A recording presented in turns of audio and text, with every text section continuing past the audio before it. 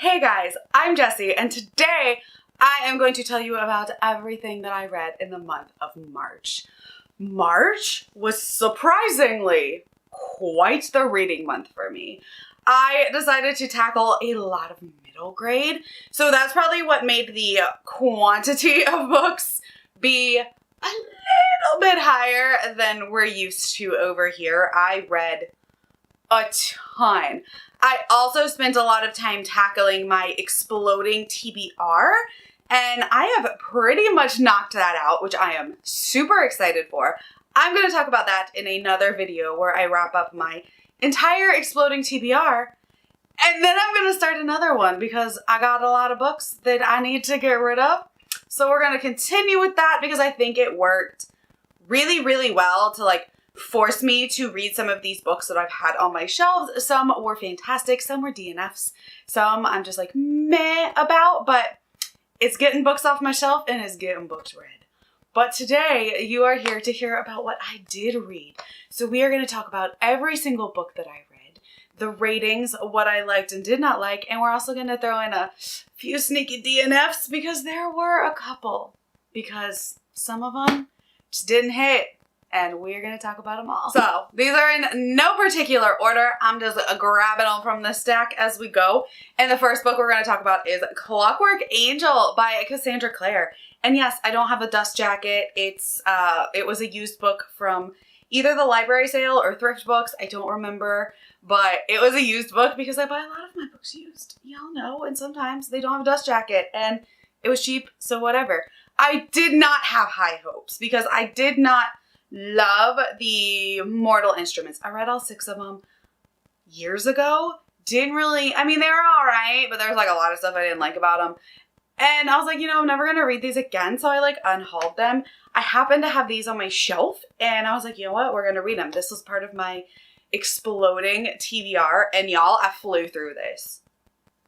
Who is she? I loved this. I think I gave it 4 stars. I enjoyed the heck out of this one, which is crazy because I didn't have high hopes, right? But this was so different from what I remember of the Mortal Instruments. There was some icky stuff that I just didn't like. This didn't have it. This was definitely a much more fun, and it was a little dark, and I really enjoyed it. I also think, having read the Mortal Instruments, I picked up on a few things that I otherwise would not have enjoyed as much, like little character references and last names. And I knew some of what this world was like. And I don't think it's a necessary thing to know what this world is like before reading this. But I do think that it helped that I knew some people and some names, even though this is set in England, and it's set, I think, a long, long time before the events of the Mortal Instruments. So this is Victorian era England. And y'all, I had such a good time with this. I will be continuing on keeping this book. I don't have to unhaul it, and I will be finishing the series. Next up, we have another exploding TBR book, and that was A Curse So Dark and Lonely by Bridget Kemmerer. Again, I thought I would like this, but Beauty and the Beast, not really my jam, okay? Never been a huge Beauty and the Beast fan. Other than that library, it's never been my favorite folklore tale, Disney movie, any of that. I really enjoyed this. Is it a new favorite? Probably not. Did I have a really good time? Absolutely. I really liked our prince, and I really liked Harper, and I really liked Gray. So the main characters hit hard. I really, really enjoyed them. I thought this story was really good. While it was, of course, a Beauty and the Beast retelling, so it's a little predictable, I still really like the way that it was handled. And even though it was kind of a predictable Beauty and the Beast retelling, it was fun. And there was a lot of fun stuff in it. And I read it really quick. I actually have the sequel, and since I liked this, I don't have to unhaul it. And I will be reading the sequel at some point soon. Ooh, next up we have one of my first disappointments to talk about, and that is Battle Royale. I struggled with this one, y'all. So for one, I absolutely adore this cover. And I thought that this was going to just hit. I thought this was going to be it. I love the Hunger Games. I love the concept of this. And I thought it was gonna hit, right? I love dystopians. And this was actually a buddy read. Sophia from Sophia's Thoughts and I buddy read this, and I struggled. Like, in the beginning, I really liked it, and then that middle, like, it just could have been cut in half, okay? So it's not that I didn't like the story. It's these kids, and they're on a school trip, and while they are in the bus on the way to the school trip, they're, like, knocked out by sleeping gas. They wake up, and they're on this island, and basically told, like, hey, you're in the program. They all kind of know what the program is. And it's like a last man standing, like, go kill the rest of the kids. And it's very Hunger Games-esque. I can definitely see why everyone was like, Suzanne Collins was definitely inspired by this. Though she said she'd never read it or heard of it. Like, it's so similar, right? I think if you like one, you'll probably like the other. But it was just so long. And I love a long book. Like, I'm a sucker for, like, Stormlight Archives, but I felt like there was a lot of stuff in it that, like, wasn't necessary. We saw every single death. And, like, to me, I did not care about enough of these side characters to, like, care about their death. It could have literally just been, like, 6 kids were killed on this day, and you'd have been like, okay, cool. Like, cut out so many pages. Like, I didn't need all of their deaths and all of their stories and stuff like that. Like, I just wanted the main characters. And it was too much because there's a lot of kids. I think we start with, like, 42. The ending was good, though. So it's like the beginning was good and the ending was good. The middle was just, like, really draggy. And I liked a lot of things about it. So I ended up giving this 3 stars. So it's not like I hated it. I liked it. But I struggled with it, and it kind of let me down. There was also a lot of weird, like, romancy type tropes, but it wasn't like romance. It was like everybody had a crush on one character, and you're like, oh, y'all are in a thing where you're supposed to be killing each other and trying to survive. Like, nobody cares who your crush was from middle school. Like, it was very awkward in that, like, that was something super important.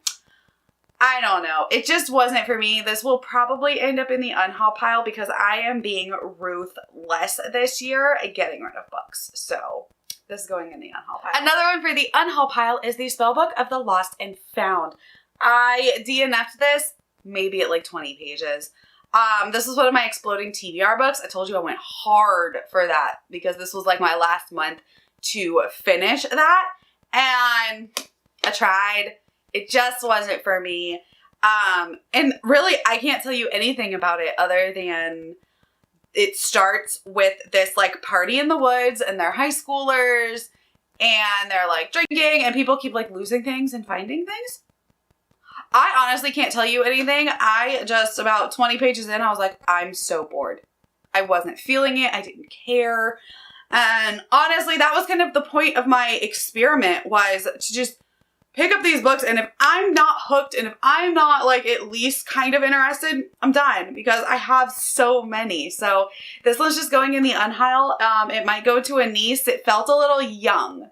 Right? So it definitely felt a little like young YA, which is fine. And I pass all those books off to my nieces anyway. So it's got to go. We'll talk about it a little more in the other video where I wrap up this TBR. And one that really let me down that I really expected to love, and I'm honestly still debating on finishing, but at this point it's a DNF and it's probably going to go to the unhaul, is And I Darken. And this is a like gender swapped Vlad the Impaler retelling. And while I was enjoying myself in the beginning, it started to slog near the middle. And I was just like not caring. And I think I made it almost 200 pages. So it's not like I didn't give it a fair shake. I made it about 200 pages and I just stopped caring. I was just like over it. I didn't really like feel attached to any of the characters. While I liked our main girl, like she's not likable, which cool. I like an unlikable character. I love morally great characters and unlikable characters.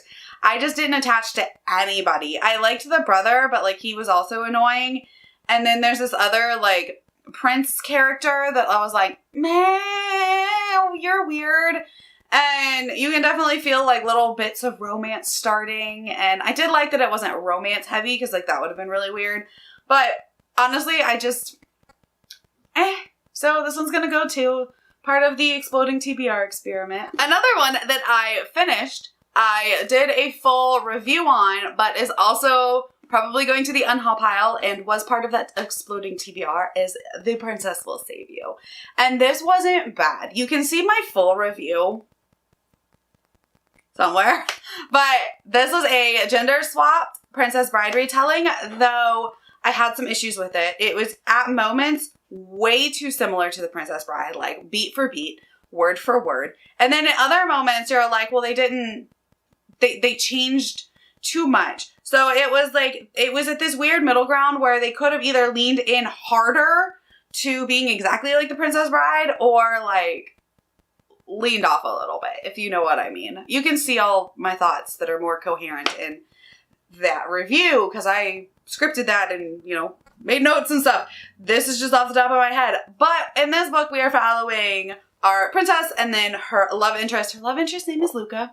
And we all know that I have an issue with that name. I struggle to see that name as a love interest because that is the name of my youngest child.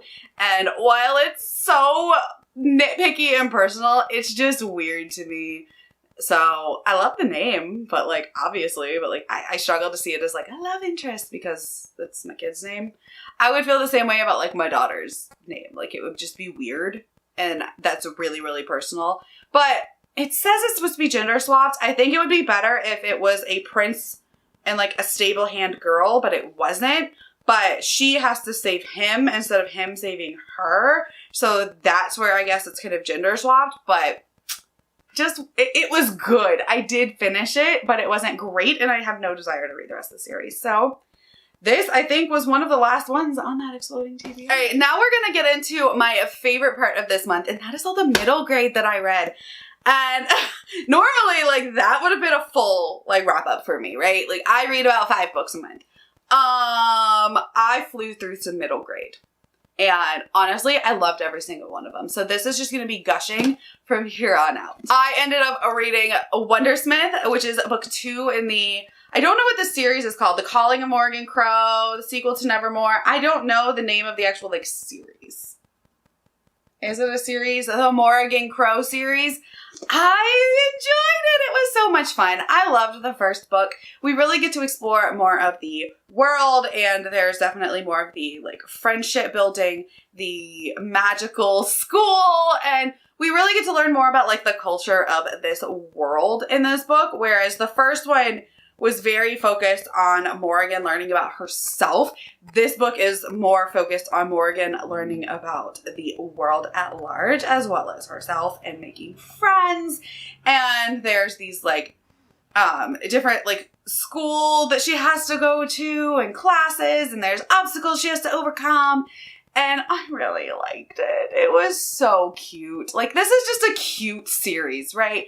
And I've been really into middle grade, and I'm excited because my daughter is getting to be that age. So, passing all of these down. Next, we have Arusha and the End of Time. Again, this was like a 5-star middle grade. I will say, I think I rate middle grade less harshly than I rate adult than I rate YA. So, like, I don't rate everything as harshly, right? I rate adult like pretty harshly, and then I rate YA with like a lesser harshness because I know the age group that it's based on. And then of course middle grade I don't rate as harshly at all, also because of the age group. Like, I'm trying to look at this through the eyes of like my 9-year-old, with my 9, 10, whatever year old like this, because I am not the target audience, they are. And so that's kind of how I go about my middle grade ratings. And this was really cute. I loved it. It is an Indian heroine, and she kind of finds out that she has the soul of a demigod, and she unleashes this evil on the world and has to go save it. Like, it's adorable. If you haven't read it, I highly recommend it. I'm excited to pick up the other books in the series and read them, and then of course pass them on to my kids. So at this point in my booktube career, it would not probably be a Jessie video if we didn't at least sneak some Sarah Beth Durst in here. And Sarah Beth Durst has quite a few middle grades. I managed to read 2 of them. One was The Girl Who Could Not Dream. Again, I gave this 5 stars. It was freaking adorable. I flew through it. We are following this girl who can't dream because when she does dream, she pulls things from those dreams into the real world. So she can't create her own dreams at all. She would have to drink somebody else's dream. Well, her parents run a dream shop. So they take dreams from dream catchers and imbue them into like little bottles, and they sell them to people that want to purchase the dreams. And we have like a talking monster cat sidekick, and you know, she has to save her parents because things go awry because of some weird dream magic. And it was adorable, y'all. If you haven't read this, I really recommend it. It's great. I think my daughter would love it too. So check this one out. Next, I read Even and Odd, again by Sarah Beth Durst. This one has a unicorn.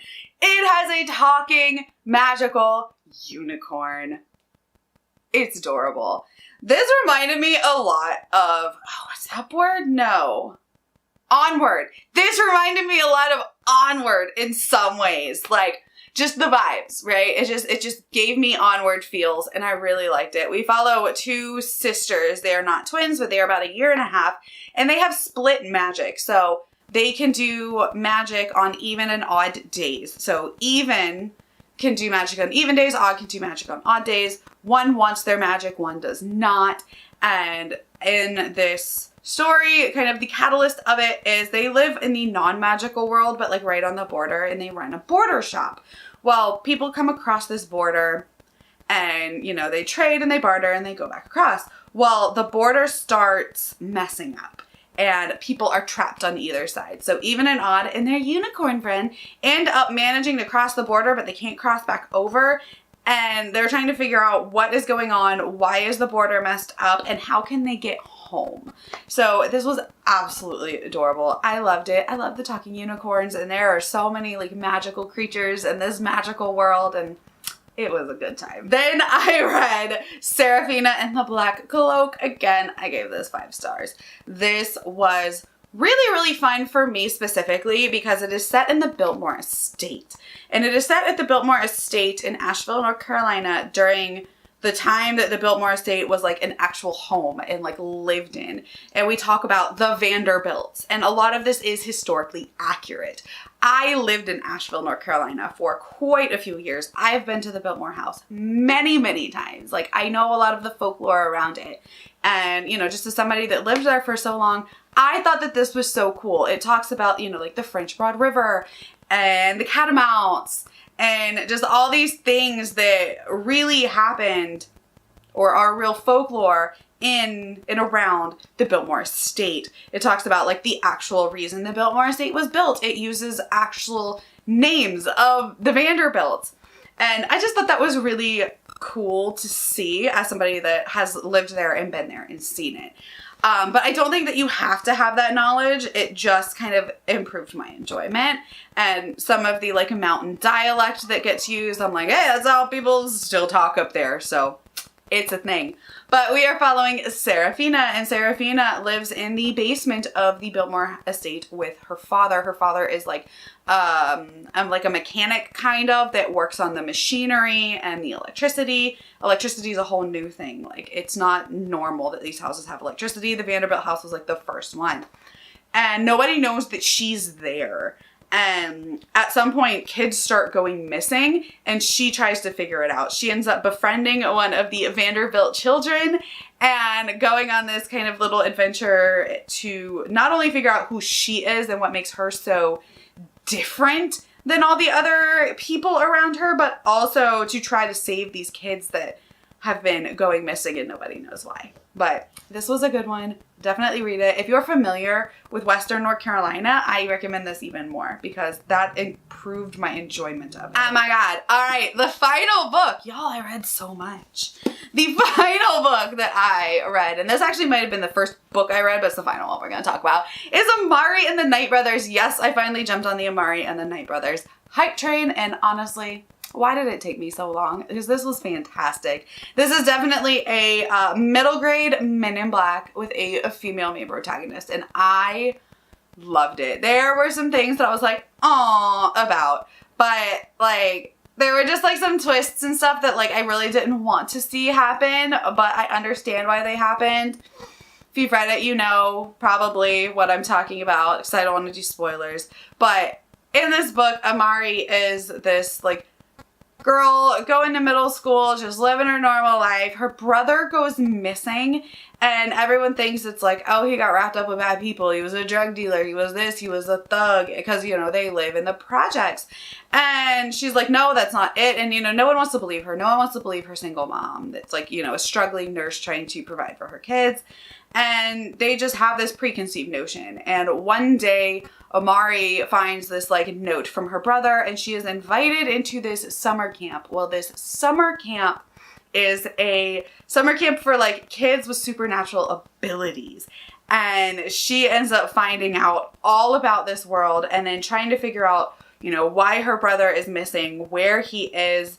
There's like these trials that she has to go through, and it is so good. Again, it's very Men in Black-esque, so if you like that, you will definitely like this. And now I'm super hype for book 2. All right, so that is everything that I read in the month of March. And y'all, I know that's a lot. Don't expect this many books from me like every month, because a lot of it was middle grade. I had a lot of free time this month to read. I was home a lot. So yeah, don't expect this many books from me all the time, because I can't live up to that expectation. But this month was great, and I read a lot. So I really enjoyed my month. I had some DNFs. I had some new favorite middle grades, and I really think I did good, and I enjoyed my reading month.